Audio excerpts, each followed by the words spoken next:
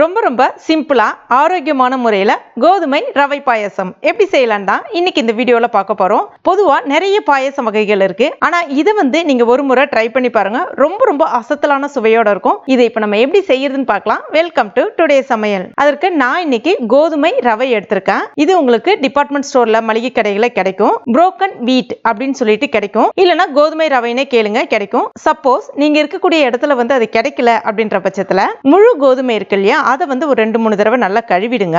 அதனுடைய ஈரம் கொஞ்சம் போகிற அளவுக்கு நல்லா உலர்த்திட்டு அதுக்கப்புறமா மிக்சியில சேர்த்துட்டு ஒரு 2-3 பல்ஸ் விட்டு எடுத்தீங்கன்னா உங்களுக்கு நல்லா இந்த மாதிரி சின்ன சின்னதா உடைஞ்சு வர ஆரம்பிக்கும்.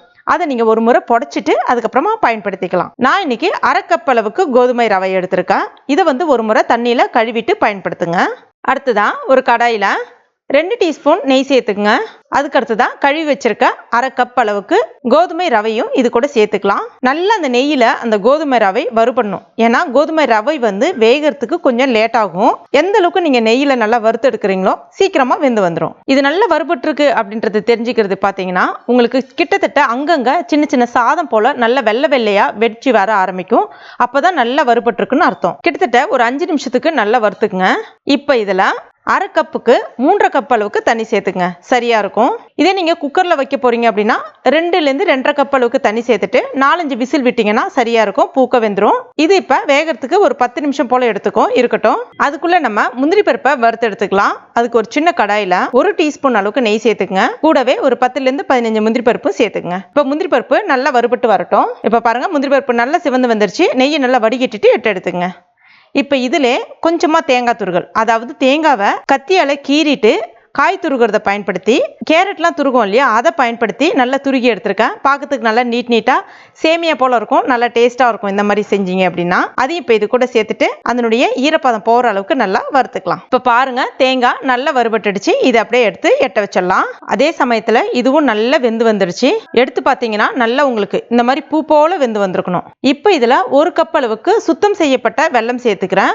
உங்களுக்கு வெள்ளத்துல தூசு துரும்பு இருக்கும் அப்படின்னா நீங்க வேற ஒரு பாத்திரத்துல வெள்ளத்தை சேர்த்துட்டு ஒரு 1/2 கப் அளவுக்கு தண்ணி சேர்த்து அந்த வெல்லம் ஒரு கொதி வந்த பிறகு வடிகட்டிட்டு பயன்படுத்திக்கங்க. இப்ப இந்த வெல்லம் நல்லா அதோட கரைஞ்சி நல்லா கொதிச்சு வரட்டும். ஒரு 5 நிமிஷம் அப்படியே இருக்கட்டும். இப்ப பாருங்க 5 நிமிஷம் ஆயிடுச்சு, நல்லா கொதிச்சு வந்திருக்கு. இப்ப இதுல 1/2 கப் அளவுக்கு தேங்காய் பால் எடுத்திருக்கேன். அதாவது அரை மூடி தேங்காவை மிக்சியில நல்லா தண்ணி சேர்த்து அடிச்சுட்டு வடிகட்டிட்டு எடுத்திருக்கேன். அதான் இப்ப இது கூட சேர்க்கிறேன். தேங்காய் பாலுக்கு பதிலா நீங்க 1/2 கப் அளவுக்கு பாலை காய்ச்சிட்டு ஆற வச்சுட்டு பயன்படுத்தினாலும் பயன்படுத்திக்கலாம். மறுபடியும் ஒரு 3 நிமிஷத்துக்கு நல்லா கொதிக்க விட்டுருவோம். இதை இப்ப பாருங்க நல்லா கொதிச்சு வந்துடுச்சு.